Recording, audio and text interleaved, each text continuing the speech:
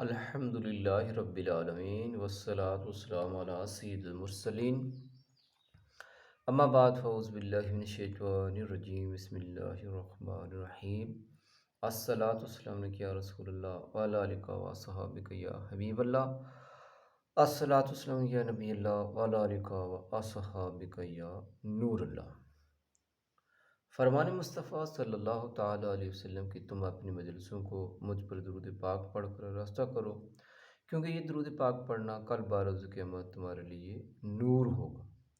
صلو علی الحبیب صلی اللہ تعالیٰ علی محمد صلی اللہ علیہ وآلہ وسلم۔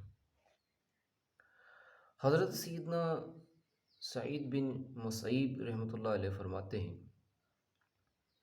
کہ ایک مرتبہ حضرت سیدنا لقمان حکیم رحمۃ اللہ علیہ نے اپنے بیٹے کو نصیحت کرتے ہوئے فرمایا، اے میرے پیارے بیٹے، جب بھی تجھے کوئی مصیبت پہنچے تو اسے اپنے حق میں بہتر جان اور یہ بات دل میں بٹھا لے کہ میرے لیے اس میں بلائی ہے، اگرچہ بظاہر وہ مصیبت ہی نظر آ رہی ہے، لیکن حقیقت یہ ہے کہ وہ تیرے حق میں بہتر ہوگی۔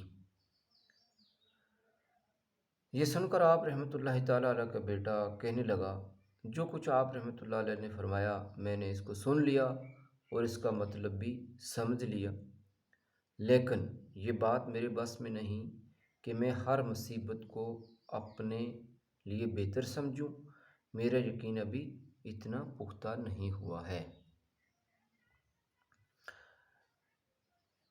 جب حضرت سیدنا لقمان حکیم رحمۃ اللہ علیہ نے اپنے بیٹے کی یہ بات سنی تو فرمایا، اے میرے پیارے بیٹے، اللہ عز و جل نے دنیا میں وقتاً فوقتاً انبیاء کرام علیہ السلام مبعوث فرمائے۔ ہمارے زمانے میں بھی اللہ عز و جل نے نبی علیہ السلام مبعوث فرمایا ہے۔ آؤ ہم اس نبی علیہ السلام کی صحبت بابرکت سے فیضیاب ہونے چلتے ہیں، ان کی باتیں سن کر تیرے یقین کو تقویت حاصل ہوگی۔ آپ رحمۃ اللہ تعالیٰ علیہ کا بیٹا اللہ عز و جل کے نبی علیہ السلام کی بارگاہ میں حاضر ہونے کے لیے تیار ہو گیا۔ چنانچہ ان دونوں نے اپنا سامان سفر تیار کیا، خچر پر سوار ہو کر اپنی منزل کی طرف روانہ ہو گئے۔ کئی دن رات انہوں نے سفر جاری رکھا۔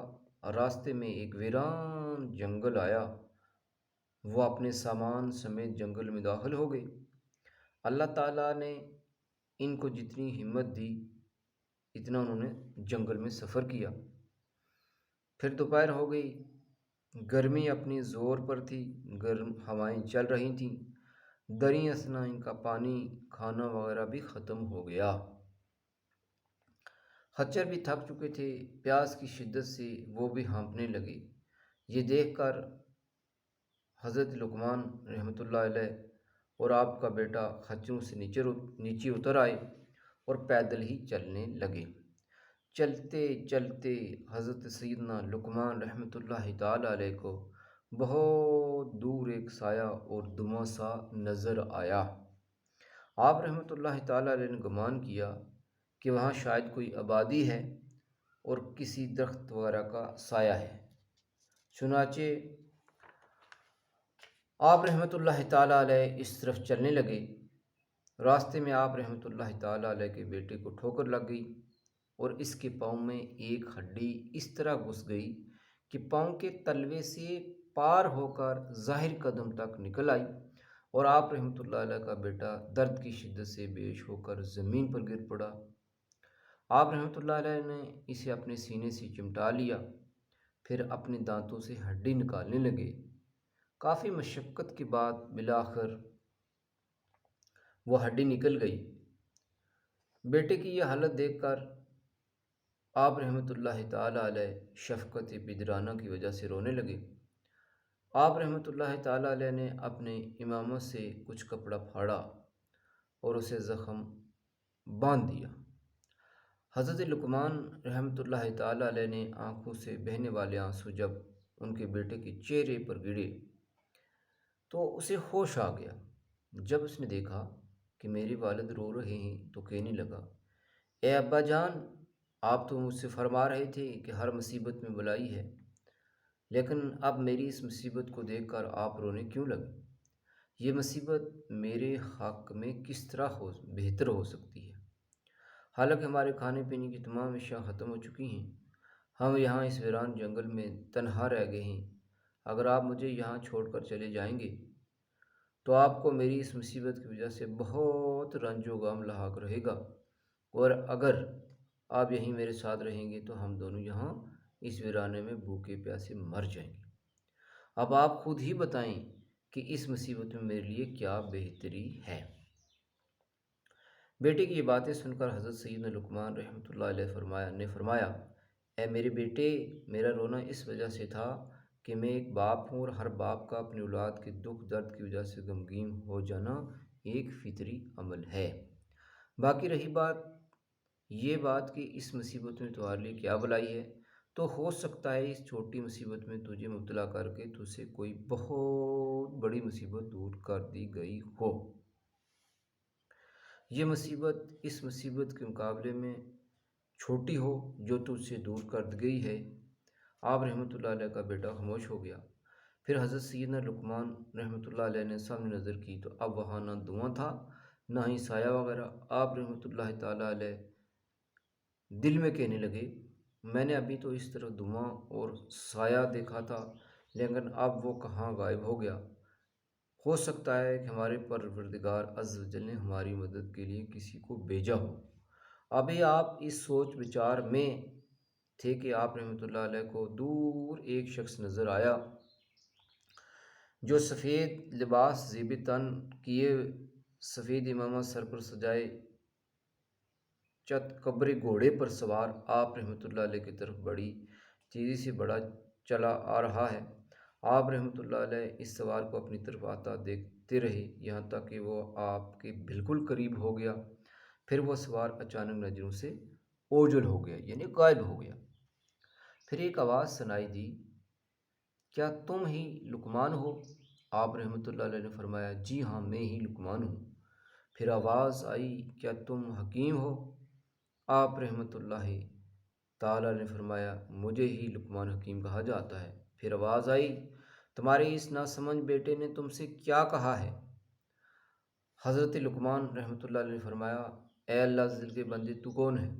ہمیں صرف تیری آواز سنائی دے رہی ہے اور تو خود نظر نہیں آ رہا ہے۔ پھر آواز آئی، میں جبریل علیہ السلام ہوں، اور مجھے صرف انبیاء کرام علیہ السلام اور مقرب فرشتے ہی دیکھ سکتے ہیں، اس وجہ سے میں تجھے نظر نہیں آ رہا۔ سنو، میرے رب عز و جل نے مجھے حکم دیا ہے کہ میں فلاں شہر اور اس کے آس پاس کے لوگوں کو زمین میں دسا دوں۔ مجھے خبر دی گئی کہ تم دونوں بھی اس شہر کی طرف آ رہے ہو، تو میں نے اپنے پاک پروردگار عز و جل سے دعا کی کہ وہ تمہیں اس شہر میں جانے سے روکے، لہٰذا اس نے تمہیں اس آزمائش میں ڈال دیا اور تیرے بیٹے کے پاؤں میں ہڈی چبھ گئی۔ اس طرح تم اس چھوٹی مصیبت کی وجہ سے ایک بہت بڑی مصیبت یعنی زمین میں دسنے سے بچ گئے ہو۔ پھر حضرت سیدنا جبریل علیہ السلام نے اپنا ہاتھ اس زخمی لڑکے کے پاؤں پر پھیرا تو اس کا زخم فوراً ٹھیک ہو گیا۔ پھر آپ علیہ السلام اپنا ہاتھ اس برتن میں پھیرا جس میں پانی بالکل ختم ہو چکا تھا، تو پھر ہاتھ پھیرتے ہی وہ برتن پانی سے بھر گیا۔ جب آپ کھانے والے برتن پر ہاتھ پھیرا تو وہ بھی کھانے سے بھر گیا۔ پھر حضرت سیدنا جبریل علیہ السلام نے حضرت سیدنا لقمان حکیم رحمۃ اللہ علیہ اور آپ کے بیٹے اور آپ کی سواریوں کو سامان سمیت اٹھایا، اور کچھ ہی دیر میں آپ رحمۃ اللہ علیہ اپنے بیٹے اور سارے سامان سمیت اپنے گھر میں موجود تھے۔ حالانکہ آپ رحمۃ اللہ علیہ کا گھر اس جنگل سے کافی دن کی مسافت پر تھا۔ اللہ عز و جل کی ان پر رحمت ہو اور ان کے صدقے ہماری مغفرت ہو، آمین بجاہ نبی الامین صلی اللہ علیہ وسلم۔ اے ہمارے پروردگار عز و جل، ہم سب سے ہماری تمام مصیبتیں دور فرما دے، ہم پر آنے والی بلاؤں کو شہید کربلا امام حسین رضی اللہ تعالی عنہ کے صدقے رد فرما دے، ہمیں اپنے فضل و کرم سے مصائب پر صبر کرنے کی توفیق عطا فرما اور بے صبری سے بچا۔